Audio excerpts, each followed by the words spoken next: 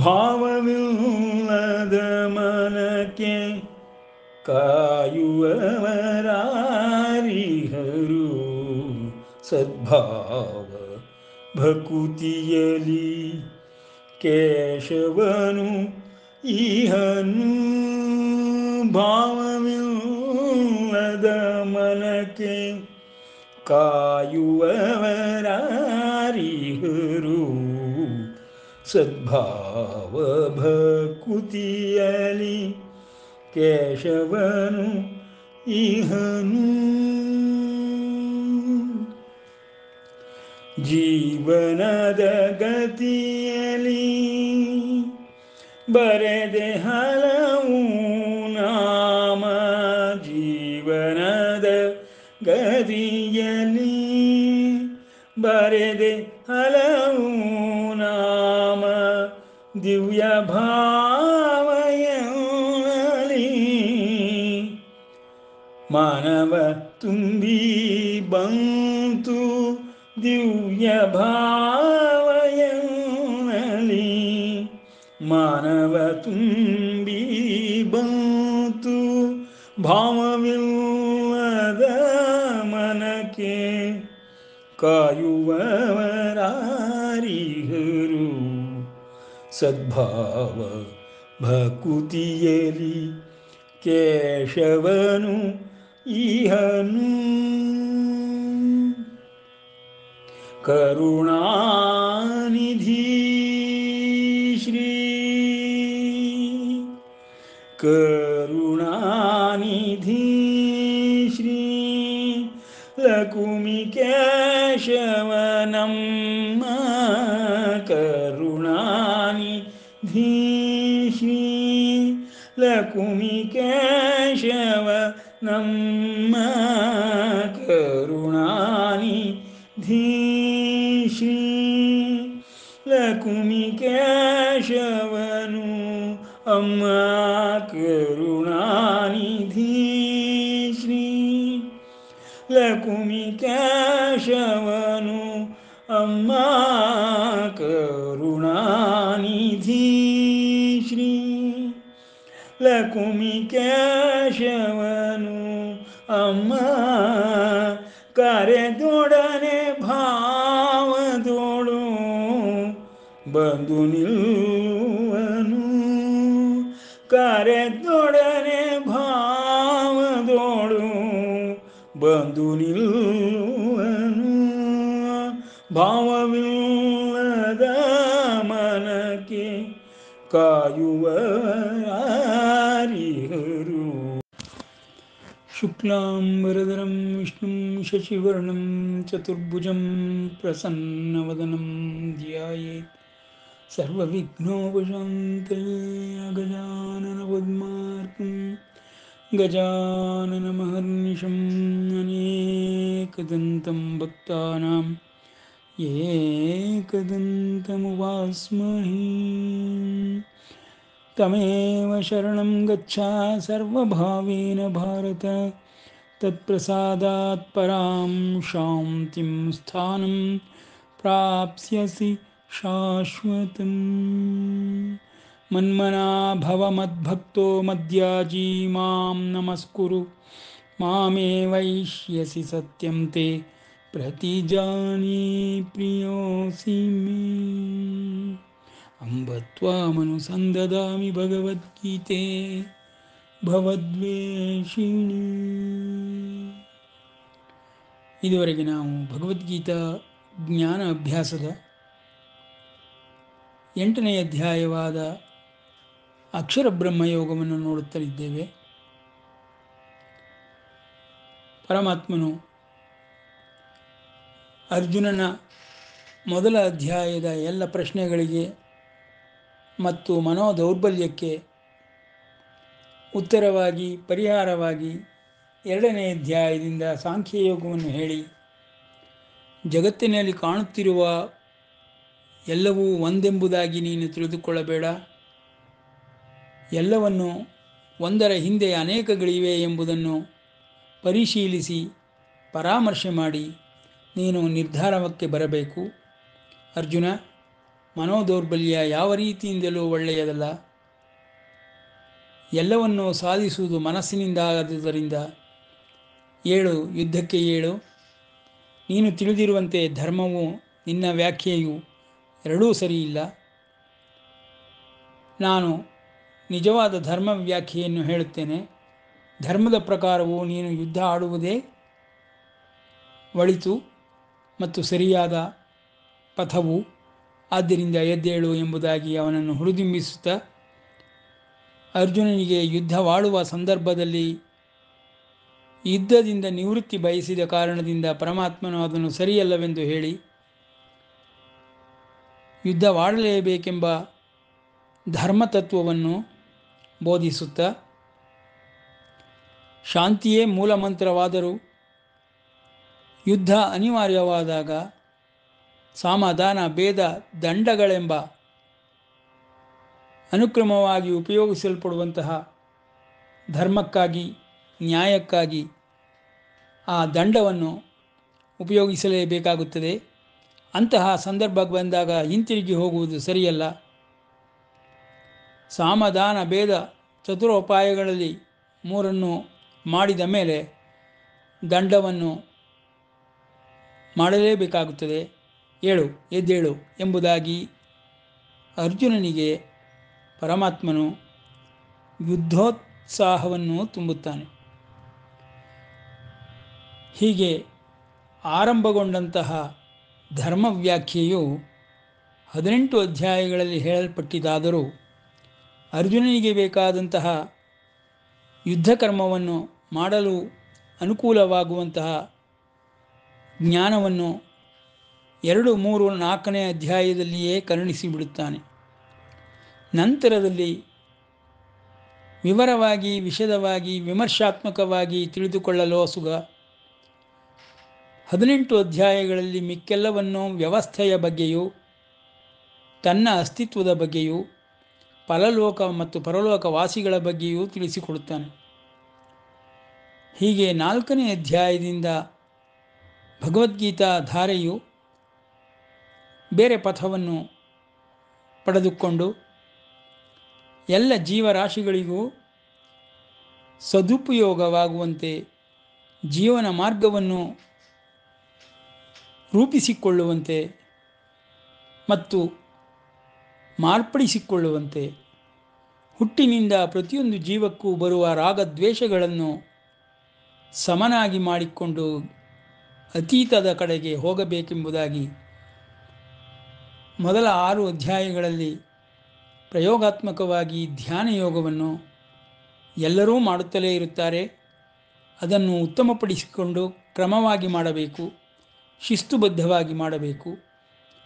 ಇದು ಸಿದ್ಧಿಸಿದ ನಂತರದಲ್ಲಷ್ಟೇ ಆಳವಾದ ಧ್ಯಾನ ಯೋಗವನ್ನು, ಭಗವದ್ಧ್ಯಾನ ಯೋಗವನ್ನು ಒಬ್ಬನು ಮಾಡಿದರೆ ಪರಲೋಕ ವಾಸಿಗಳ ಪರಿಚಯವೂ ಆಗುತ್ತದೆ ಮತ್ತು ಅವರುಗಳಿಂದ ವರಗಳನ್ನು ಪಡೆದುಕೊಂಡು ಅತ್ಯದ್ಭುತವಾದಂತಹ ಸಾಧನೆಗಳನ್ನು, ಸಿದ್ಧಿಗಳನ್ನು ಪಡೆದುಕೊಂಡು ಅದನಂತರದಲ್ಲಿ ಜೀವನಕ್ಕೋಸ್ಕರವಾಗಿ ಉಪಯೋಗಿಸಿಕೊಳ್ಳುವಂತಹ ಯೋಗ ಸಂಸಿದ್ಧಿಯನ್ನು ಪಡೆದಂತಹ ಮಹಾಪುರುಷರು ಬಂದು ಹೋಗಿದ್ದಾರೆ. ಅದೇ ರೀತಿ ನೀನು ಯೋಗ ಸಂಸಿದ್ಧಿಯನ್ನು ಪಡೆದುಕೊಳ್ಳಬೇಕು ಅರ್ಜುನ ಎಂಬುದಾಗಿ ಪ್ರಮುಖವಾದ ಯೋಗ ಮಾರ್ಗವನ್ನು ಹಲವಾರು ಮಜಲುಗಳಲ್ಲಿ ವರ್ಣಿಸುತ್ತಾ ಪರಮಾತ್ಮನು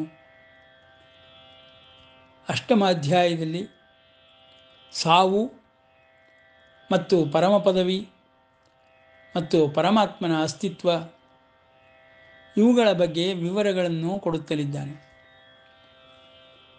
8ನೇ ಅಧ್ಯಾಯದ 20ನೆಯ ಶ್ಲೋಕದಲ್ಲಿ ಪರಮಾತ್ಮನು ಪರಸ್ತಸ್ಮಾತ್ತು ಭಾವೋನ್ಯಃ ಅವ್ಯಕ್ತಾತ್ ಸನಾತನಃ ಯಃ ಸರ್ವೇಷು ಭೂತೇಷು ನಶ್ಯತ್ಸು ನ ವಿನಶ್ಯತಿ. ಎಲ್ಲ ಭೂತಗಳಲ್ಲಿಯೂ ಹೊರಗಿನ ಭೌತಿಕ ರೂಪವು ನಾಶವಾದಾಗ್ಯೂ ಸೂಕ್ಷ್ಮ ರೂಪವು ನಾಶ ಹೊಂದುವುದಿಲ್ಲ.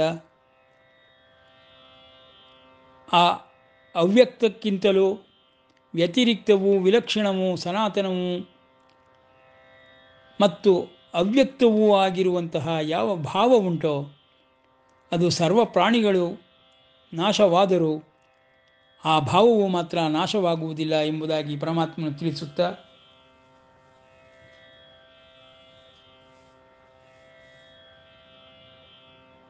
ವ್ಯಕ್ತವಾಗದೆಯೂ ನಾಶವಾಗದೆಯೂ ಇರುವಂತಹ ಅಂತಹ ಪರಮ ಗತಿಯನ್ನು, ಪರಮ ಪದವಿಯನ್ನು ಹೇಳುತ್ತಾ, ಅದನ್ನು ಪಡೆದವರು, ಪರಮ ಪದವಿಯನ್ನು ಪಡೆದವರು ಮರಳಿ ಬರುವುದಿಲ್ಲ ಮತ್ತು ಹುಟ್ಟುವುದಿಲ್ಲ.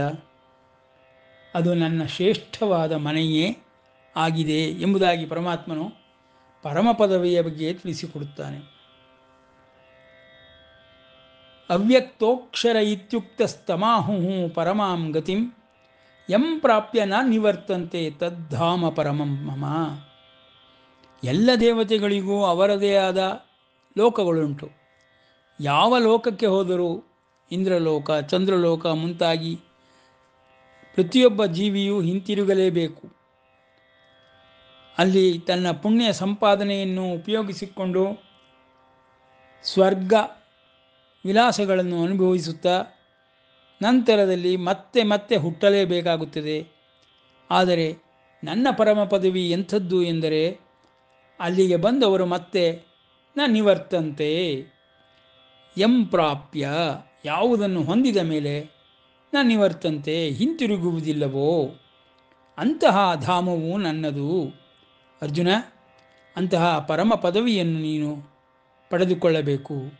ಪ್ರತಿಯೊಂದು ಜೀವಿಯು ಸಾಯುವ ಕಾಲದಲ್ಲಿ ಕ್ರಮವಾಗಿ ಸರಿಯಾದ ಯೋಗ ಮಾರ್ಗದಲ್ಲಿ ಯೋಗ ಪ್ರಕ್ರಿಯೆಗಳನ್ನು ಅಳವಡಿಸಿಕೊಂಡು ಅಭ್ಯಾಸ ಮಾಡುತ್ತಾ ಬಾಲ್ಯದಿಂದಲೂ ಆ ರೀತಿಯ ಪ್ರಾಣತ್ಯಾಗವನ್ನು ಮಾಡಿದವನು, ದೇಹತ್ಯಾಗವನ್ನು ಮಾಡಿದವನು ಸದ್ಗತಿಯನ್ನೇ ಪಡೆಯುತ್ತಾನೆ, ನನ್ನ ಪರಮ ಪದವಿಯನ್ನೇ ತಲುಪುತ್ತಾನೆ ಎಂಬುದಾಗಿ ಪರಮಾತ್ಮನು ಯಂ ಪ್ರಾಪ್ಯ ನಾನಿವರ್ತಂತೆ ತದ್ಧಾಮ ಪರಮಂ ಮಮ, ಅವ್ಯಕ್ತವು ಅಕ್ಷರವು ಎಂದು ಹೇಳಲ್ಪಟ್ಟಿರುವಂತಹ ಆ ಪರಮಗತಿ ನನ್ನನ್ನು ಹೊಂದುವುದಾಗಿದೆ, ನನ್ನ ಲೋಕವನ್ನು ಹೊಂದುವುದಾಗಿದೆ. ಯಾವ ನನ್ನ ಲೋಕವನ್ನು ಹೊಂದಿದರೆ ಹಿಂತಿರುಗುವುದಿಲ್ಲವೋ, ಮತ್ತೆ ಮತ್ತೆ ಪುನರ್ಜನ್ಮಗಳಿಲ್ಲವೋ ಅಂತಹ ಶ್ರೇಷ್ಠವಾದ ಸ್ಥಾನವೇ ನನ್ನ ಪರಮ ಪದವಿ ಎಂಬುದಾಗಿ 21ನೇ ಶ್ಲೋಕದಲ್ಲಿ ಅಧ್ಯಾಯ 8ರಲ್ಲಿ ಪರಮಾತ್ಮನು ಸಾರಿ ಸಾರಿ ಮನದಟ್ಟಾಗುವಂತೆ ಅರ್ಜುನನಿಗೆ ಮತ್ತೆ ಮತ್ತೆ ತಿಳಿಸುತ್ತಿದ್ದಾನೆ. ಈ 8ನೇ ಅಧ್ಯಾಯವನ್ನು ಪರಮಾತ್ಮನು ಸಾವು ಮತ್ತು ಹೇಗೆ ದೇಹದ ನಿಯಂತ್ರಣ, ಸಾವನ್ನು ಎದುರಿಸುವ ರೀತಿ, ಈ ಭೌತಿಕ ದೇಹವನ್ನು ತ್ಯಜಿಸುವ ಮಾರ್ಗ ಎಲ್ಲವನ್ನೂ ಹೇಳಿಕೊಟ್ಟು ಕಾಲವನ್ನು ಮತ್ತು ದೇಶವನ್ನು ವರ್ಣಿಸುತ್ತಾನೆ. ಪರಮಾತ್ಮನು ಕಾಲವನ್ನು ವರ್ಣಿಸುತ್ತಾ 1,000 ಯುಗಗಳು ಬ್ರಹ್ಮನ ರಾತ್ರಿಯೆಂದು, 1,000 ಯುಗಗಳು ಬ್ರಹ್ಮನ ಹಗಲೆಂದು ವರ್ಣಿಸಿದ ನಂತರದಲ್ಲಿ ಯತ್ರ ಕಾಲೇ ತ್ವನಾವೃತ್ತಿಂ ಆವೃತ್ತಿಂಚ ಏವ ಯೋಗಿನಃ ಪ್ರಯಾತ ಯಾಂತಿ ತಂ ಕಾಲಂ ವಕ್ಷ್ಯಾಮಿ ಭರತರ್ಷವ ಎಂಬುದಾಗಿ ಕಾಲದ ವಿಷಯವನ್ನು ತಿಳಿಸಲು ಆರಂಭಿಸುತ್ತಾನೆ. ಆ ಪರಮ ಪದವಿ ಎಂಬುದು ಮತ್ತು ಪರಮ ಪದವಿಯಲ್ಲಿ ಇರುವ ನಾನು ಎಲ್ಲರಿಗೂ ಅತ್ಯಂತ ಸುಲಭನು. ಏಕೆಂದರೆ ಭಕ್ತಿಗೆ ನಾನು ಬಹಳ ಸುಲಭವಾಗಿ, ವೇಗವಾಗಿ, ಶೀಘ್ರವಾಗಿ ಒಲಿಯುತ್ತೇನೆ. ಅರ್ಜುನ, ಪುರುಷಃ ಸಪರಃ ಪಾರ್ಥ ಭಕ್ತಿಯ ಲಭ್ಯಸ್ತ್ವನನ್ಯಯ ಯಸ್ಯಾಂತಸ್ಥಾನಿ ಭೂತಾನಿ ಯೇನ ಸರ್ವಮಿದಂ ತತಂ. ಅಪ್ಪ, ಈ ಲೋಕಕ್ಕೆ ಬಂದವರು ಯಾರು ಹುಟ್ಟಿನಿಂದಾಗಲಿ ಸಾವಿನಿಂದಾಗಲಿ ಭಯ ಬೀಳುವ ಅವಶ್ಯಕತೆ ಇಲ್ಲ, ಭ್ರಮಿತರಾಗುವ ಅವಶ್ಯಕತೆಯೂ ಇಲ್ಲಪ್ಪ. ಎಲ್ಲರೂ ನನ್ನ ಪದವಿಗೆ, ಪರಮ ಪದವಿಗೆ ಹಿಂತಿರುಗಬಹುದು. ಅದೇ ಎಲ್ಲರಿಗೂ ಮೂಲ ಸ್ಥಾನ ಮತ್ತು ನನ್ನ ಮನೆ. ಅಂತಹ ಜಾಗಕ್ಕೆ ಭಕ್ತಿಯಿಂದ ಯಾರು ನನ್ನನ್ನು ಪ್ರಾರ್ಥನೆ ಮಾಡುತ್ತಾರೆಯೋ, ಕೇಳಿಕೊಳ್ಳುತ್ತಾರೆಯೋ ಅಂತಹವರೆಲ್ಲರಿಗೂ ನಾನು ಅಭಯವನ್ನು ಕೊಡುತ್ತಾ ಅತ್ಯಂತ ಸುಲಭವಾಗಿ ಲಭ್ಯನು ಎಂಬುದಾಗಿ ಪರಮಾತ್ಮನು ನಿರ್ಧಾರ ವಾಕ್ಯವನ್ನು ತಿಳಿಸುತ್ತಿದ್ದಾನೆ. ಇಡೀ ಬ್ರಹ್ಮಾಂಡದ ವ್ಯವಸ್ಥೆಯೇ ಅವನಿಂದ ಮಾಡಲ್ಪಟ್ಟಿದೆ. ಈ ವ್ಯವಸ್ಥೆಯಲ್ಲಿ ಚಲಿಸುವ ಪ್ರಯಾಣ ಮಾಡುವ ಸರ್ವ ಜೀವಿಗಳು ಅವನನ್ನೇ ಸೇರಿಕೊಳ್ಳುವುದಕ್ಕೆ ಅವಕಾಶಗಳಿದೆ ಮತ್ತು ಅವನು ಭಕ್ತರಿಗೆ ಸುಲಭ ಸಾಧ್ಯನು ಎಂಬುದಾಗಿ ಪರಮಾತ್ಮನು ಎಲ್ಲ ಜೀವರಾಶಿಗಳಿಗೂ ಅಭಯವಾಕ್ಯಗಳನ್ನು ಕೊಡುತ್ತಲಿದ್ದಾನೆ. ಪುರುಷ ಸಃ ಪರಃ ಪಾರ್ಥ ಭಕ್ತ್ಯ ಲಭ್ಯಸ್ತ್ವನನ್ಯಯ. ಹೇಗೆ ಅವ್ಯಕ್ತನಾಗಿರುವಂತಹ ಕಣ್ಣಿಗೆ ಕಾಣದಿರುವಂತಹ ಪರಮಾತ್ಮನು ಎಲ್ಲರಿಗೂ ಲಭ್ಯನು, ಅವನು ಇರುವನೋ ಇಲ್ಲವೋ ಎಂಬುದರ ಬಗ್ಗೆಯೇ ಎಲ್ಲರಲ್ಲಿಯೂ ಅನುಮಾನವಿರುವಾಗ ಇನ್ನು ಅವನನ್ನು ಪಡೆದುಕೊಳ್ಳುವುದು ನಿಜವೇ, ಸಾಧ್ಯವೇ ಎಂಬ ಅನುಮಾನಗಳು ಪ್ರತಿಯೊಬ್ಬರಲ್ಲೂ ಉದ್ಭವಿಸುತ್ತದೆ. ಅದಕ್ಕಾಗಿಯೇ ಪರಮಾತ್ಮನು ತಾನು ಇರುವುದು ಸತ್ಯವೆಂಬುದಾಗಿಯೂ ತನ್ನ ಲೋಕವು ಮತ್ತೆ ಪುನರ್ಜನ್ಮಗಳನ್ನು ಕೊಡದೇ ಇರುವಂಥದ್ದಾಗಿಯೂ ತಾನೇ ಈ ಬ್ರಹ್ಮಾಂಡದ ವ್ಯವಸ್ಥೆಯನ್ನು ಮಾಡಿ ನೋಡಿಕೊಳ್ಳುತ್ತಿರುವುದಾಗಿಯೂ ಪರಮಾತ್ಮನು ಮಾತುಗಳನ್ನು ಹೇಳುತ್ತಾ ತನ್ನನ್ನು ಹೊಂದಲು, ಪರಮಾತ್ಮನನ್ನು ಪ್ರೀತಿಸಲು, ಪರಮಾತ್ಮನನ್ನು ಓಲೈಸಿಕೊಳ್ಳಲು, ಅವನ ಅಂದ ವರಗಳನ್ನು ಪಡೆಯಲು ಏಕೈಕ ಮಾರ್ಗವಾದ ಭಕ್ತಿಯನ್ನು, ಅನನ್ಯವಾದ ಭಕ್ತಿಯನ್ನು ಪರಮಾತ್ಮನು ವರ್ಣಿಸುತ್ತಿದ್ದಾನೆ. ಭಕ್ತ್ಯ ಲಭ್ಯ ತು ಅನನ್ಯಯ. ಅನನ್ಯವಾದ ಭಕ್ತಿಯಿಂದ ಹಾಗೆಂದರೆ ಏನು?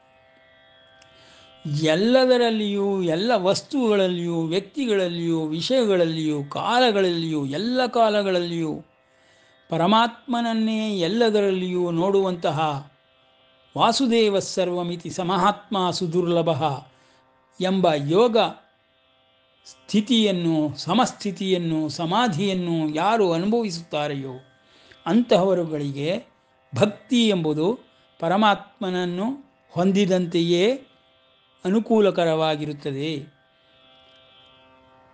ಆದುದರಿಂದಲೇ ಪರಮಾತ್ಮನು ದಾಸರುಗಳು ಹಾಡಿದಂತೆ ವದನ ವೈಕುಂಠವಾಗಿ ಇರುತ್ತಾನೆ. ಅವನ ನಾಮಸ್ಮರಣೆಯನ್ನು ಮಾಡುವಂತಹ ನಾಲಿಗೆ ಮತ್ತು ವದನವು ಸದಾ ವೈಕುಂಠದಂತೆಯೇ ವಿರಾಜಿಸುತ್ತದೆ. ಈ ಒಂದು ಮರ್ಮಗಳನ್ನು ತಿಳಿಸುವ ಪರಮಾತ್ಮನು ಅನನ್ಯ ಭಕ್ತಿ ಎಂಬ ಅತ್ಯಂತ ಶ್ರೇಷ್ಠವಾದ ಸತ್ಯ ಮಾರ್ಗವನ್ನು, ನ್ಯಾಯ ಮಾರ್ಗವನ್ನು, ಸುಲಭ ಮಾರ್ಗವನ್ನು ಸಕಲರಿಗೂ ತಿಳಿಸಿಕೊಡುತ್ತಿದ್ದಾನೆ. ಈ ಭಕ್ತಿ ಎಂದರೆ ಪ್ರೀತಿಸುವುದು. ಪ್ರೀತಿಸುವುದು ಎಂದರೆ ಅವನಿಗಾಗಿ, ಆ ವ್ಯಕ್ತಿಗಾಗಿ, ಆ ವಸ್ತುಗಾಗಿ, ಆ ವಿಷಯಕ್ಕಾಗಿ ಎಲ್ಲವನ್ನೂ ತ್ಯಾಗ ಮಾಡುವ ಮನೋಭಾವವನ್ನು ಬೆಳೆಸಿಕೊಳ್ಳುವುದು. ಅದರ ಹೊರತಾಗಿ, ಪರಮಾತ್ಮನ ಹೊರತಾಗಿ ಅನ್ಯ ಇಲ್ಲವೇ ಇಲ್ಲ ಎಂಬ ರೀತಿಯಲ್ಲಿ ಅನನ್ಯವಾಗಿ ಎಲ್ಲವನ್ನೂ ತ್ಯಾಗ ಮಾಡುತ್ತಾ ಪರಮಾತ್ಮನನ್ನೊಬ್ಬನನ್ನೇ ಹಿಡಿದುಕೊಳ್ಳುವಂತಹ ಪ್ರಕ್ರಿಯೆಯೇ ಭಕ್ತಿ ಮಾರ್ಗ. ಭಕ್ತಿ ಮಾರ್ಗವೆಂದರೆ ಪ್ರೀತಿಸುವುದು ಎಲ್ಲರಿಗೂ ತಿಳಿದ ವಿಷಯ. ಪ್ರೀತಿಸುವುದು ಎಂದರೆ ಆ ವ್ಯಕ್ತಿಗೋಸ್ಕರವಾಗಿ ತನ್ನೆಲ್ಲ ಸುಖಗಳನ್ನು ತ್ಯಜಿಸಬಲ್ಲವನು, ತನ್ನ ಸಕಲ ಅನುಕೂಲಗಳನ್ನು ತ್ಯಜಿಸಬಲ್ಲವನು, ಅಷ್ಟೇಕೆ ತನ್ನ ಪ್ರಾಣವನ್ನೇ ಬೇಕಾದರೂ ತ್ಯಜಿಸಬಲ್ಲವನು ಭಕ್ತನೆನಿಸಿಕೊಳ್ಳುತ್ತಾನೆ. ಅಂತಹ ಭಕ್ತಿಗೆ ಪರಮಾತ್ಮನು ಖಂಡಿತವಾಗಿ ಒಲಿಯುತ್ತಾನೆ.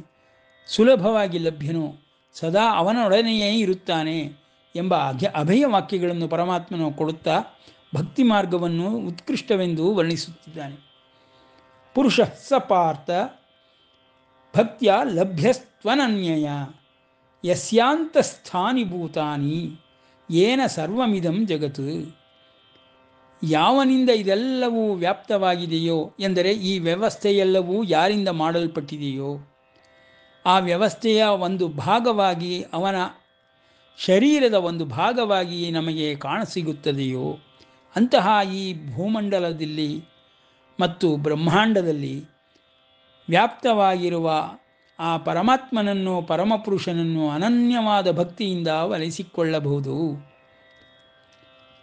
ಅವನನ್ನು ಒಲಿಸಿಕೊಂಡ ಮೇಲೆ ಅವನು ಎಲ್ಲಿ ಇಲ್ಲ ಎಂಬುದು ಹುಡುಕಲು ಕಷ್ಟ ಸಾಧ್ಯವಾಗುತ್ತದೆ.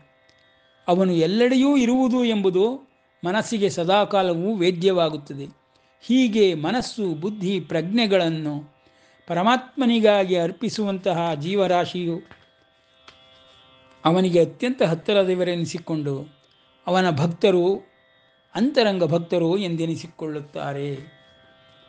ಅಂತಸ್ಥಾನಿ ಭೂತಾನಿ, ಅಂತರಂಗದ ಒಳಗೆ ಪರಮ ಪದವಿ ಎಲ್ಲರ ಹೃದಯ ಮಂದಿರದಲ್ಲಿರುವಂಥದ್ದು. ಅಲ್ಲಿರುವ ಪರಮಾತ್ಮನನ್ನು ಹೊಂದುವುದರ ಮೂಲಕ, ಯೋಗಾಭ್ಯಾಸವನ್ನು ಅಂತರ್ಮುಖಿಯಾಗಿ ಮಾಡುವುದರ ಮೂಲಕ ಇಡೀ ಪ್ರಪಂಚವನ್ನೇ ವ್ಯಾಪಿಸಿರುವ ಪರಮಾತ್ಮನನ್ನು ಒಲಿಸಿಕೊಳ್ಳಬಹುದು.